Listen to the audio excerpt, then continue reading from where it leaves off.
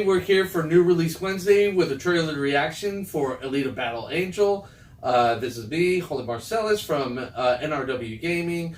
We got Mark right here. Not really nerdy. Not really nerdy. We got Dowsec right in the back, Del Boy.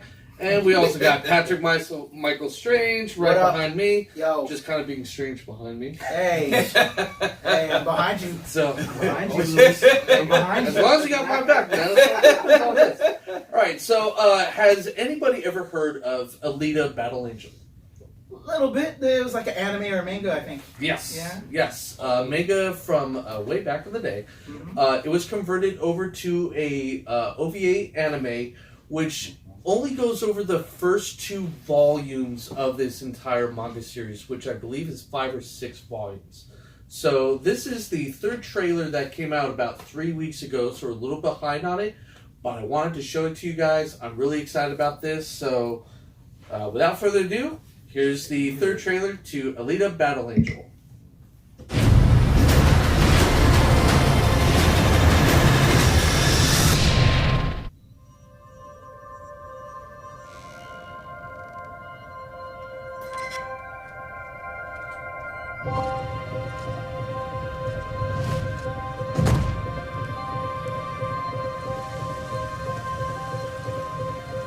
Does it bother you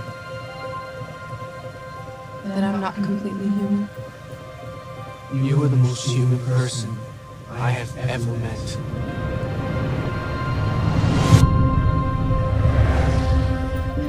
Didn't I tell you to be home before dark? I just lost track of time. Alita, You have to be responsible. We're someone very special. Hey, kid. Not just a teenage girl. Hey, what's your problem? You can't remember. What do you mean? Doc found you in the scrapyard. So you must be from up there. And I'm just an insignificant girl. That's what they want you to think.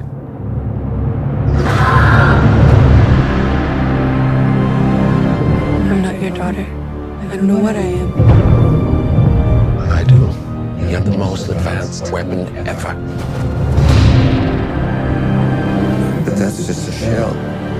It's not bad or good. That part's up to you.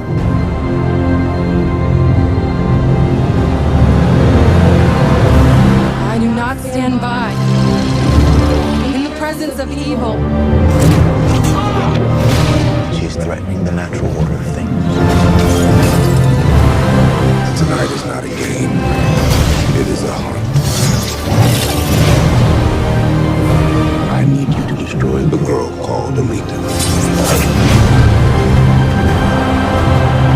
You made the biggest mistake of your life. And what's that? Underestimating who I am.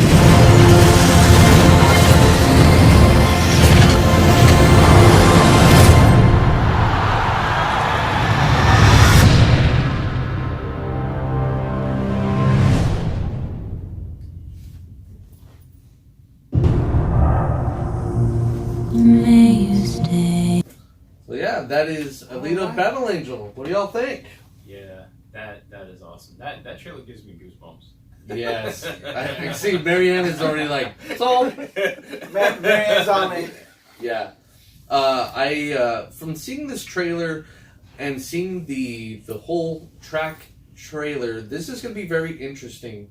I've read the whole series of 6 volumes. It looks like it's going up to volume 4, which is a lot of stuff that happens. So I'm going to be interested to see exactly how they combine all this information into this movie and exactly how long this movie's going to be. I'm expecting maybe 2.5 hours if they're going to try to compress everything all together. But I highly suggest reading the manga. It is very well done. It is a great story. And Alita is totally a badass battle angel. Hands down. She is amazing. So here's my question, since I didn't read the manga. Mm-hmm. So where does it take? Does it take place at? Where does it take place? And like, The characters, does everybody reflect like in the manga right now? So far, yes. So the story takes place in the future, a futuristic Tokyo, where obviously it's futuristic Tokyo, where science is kind of taking over everything. There, in the world, you have the regular, which is like the slums, and then you have this utopia that floats over Tokyo, where the prestige, the rich, and the wealthy all live up there. All right, I want to stop you right there. For me, as an Asian American, and my issues with this film. But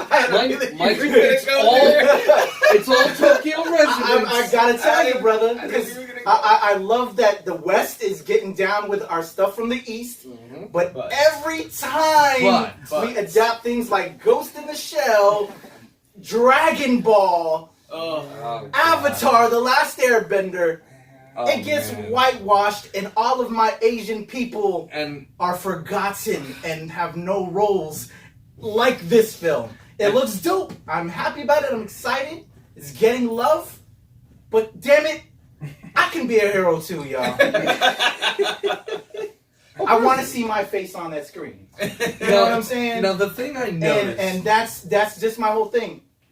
No, the thing I noticed, and I can see why they pushed it back, was when this first trailer showed up, her eyes were way bigger than they are in this trailer, so... Yeah, I have noticed from the first one they scaled it down. Yeah, so I think they had a lot of critical reception from that. But it's still a white actor, and it's so and then the rest of the characters. So I understand Hollywood, I understand audience and where the money's at, trying to appeal to the rest of the world. But again, it's not going to be fixed with this film. No, these are the minor steps to making it bigger and better. But I need the people in power to start seeing, to start casting like it should, and that's where it starts. And then for us as well, because again, there's a lot of Asian people that were on the predicts, so we have only ourselves to blame in that respect. So there's blame all the way around the world, all the way around it. But again, we have to keep on pushing it. And I'm gonna check out this film. It looks great. But again, my biggest problem when you're adapting properties that are from my people making it, and so on and so forth, and that goes for every other race as well. Right. You know what I'm saying? We got to start seeing the heroes in ourselves. So if we're controlling it, or if it's not in our hands, you know what I'm saying? Let's just push that envelope. Let's believe in that. So that's just my 2 cents. Sorry to get on my soapbox, but damn it, that's how I feel as an Asian American. I cannot. It looks dope, but it just hurts me. Yeah. You know what I'm saying? No, I think as you said, we're getting better with that, and we're becoming a little bit more open and diverse on who we cast in movies. I think we've seen a lot more movies where we're having African Americans and other minority races starting to take center stage and making blockbusters out of that. Yeah.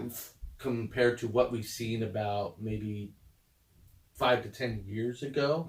So we're definitely heading in the right direction. So now, by the way, we know this is in the hands of James Cameron, which is, he can pull out some very good stuff. So I don't doubt James Cameron can do a great job.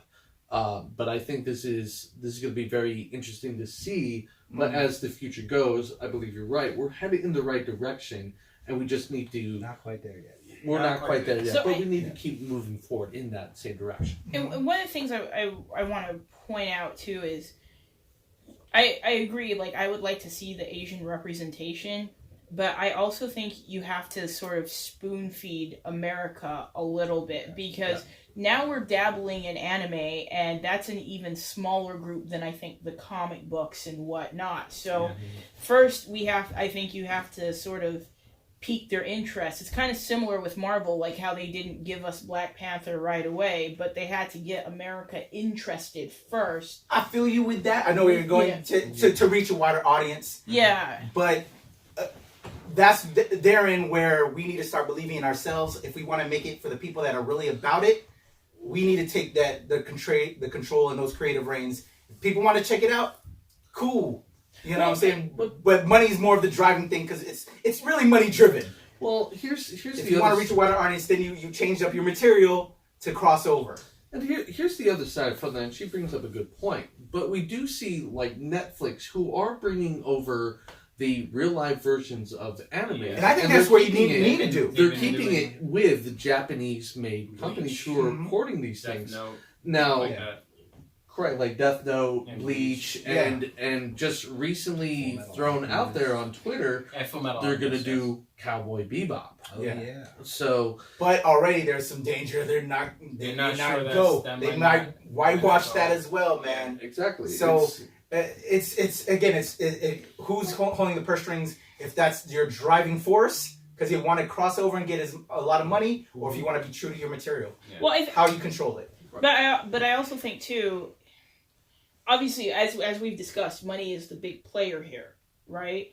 So I think what really has to happen, and I agree with Lewis, despite the movies not being that great, the live-action adaptations that Netflix is doing, I think it's smart because it's really about exposure. In the meantime, you have things like Crazy Rich Asians that are coming out, and that's getting a part 2 now, I think. Yeah, there's 3 books, and we're getting 2 and 3. 2 and 3. So that means that. But this happened after 20 years. But here's my point. We've got a long ways to go. But it was a long ways to go for Black people too. I'm just saying. Oh yeah, we're all the same struggle. But what I'm saying is, I guess looking at the bigger picture, what I'm seeing, and I hope this is how it's going to work because it's very, very smart.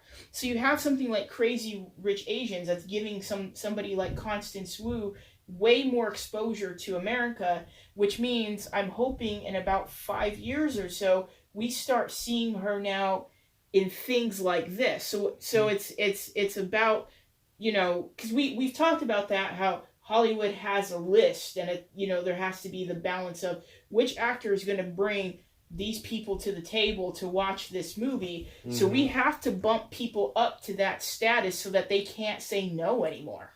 I would say a good example with that would be the people in Crouching Tiger, Hidden Dragon, especially the female of that role in the which role? Michelle Yeoh. Yes. Mm-hmm. When she came on that, and every movie you would see her in, we automatically recognize her and we accept her, and for her performance has always been great, no matter what she's done.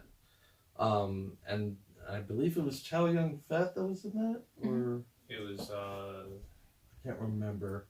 But even that gentleman, anything you would see him in, he brought out a great performance and helped introduce Americans into those movies as well as it did. But from that point on, that did well. But they continued to play stereotypical roles, and it would only get major character roles unless it was controlled by a different studio. But they also expanded outside from it as well.